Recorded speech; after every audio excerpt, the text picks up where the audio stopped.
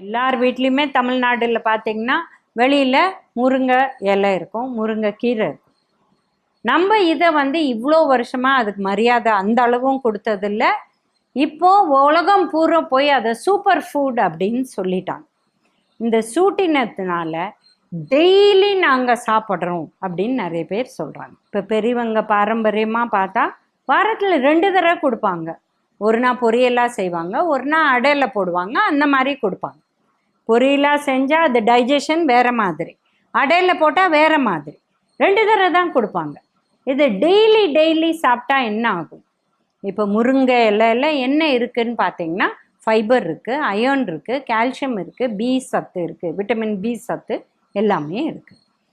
இதை நம்ம டெய்லி சாப்பிட்டோம்னா நம்ம உடம்புல ஏற்கனவே நார்மல் அயர்ன் இருக்குது. இது எக்கச்சக்கமாக ஆயிடுச்சுன்னா அது உடம்புலேருந்து வெளியில் போகக்கூடிய வாய்ப்பு இல்லை.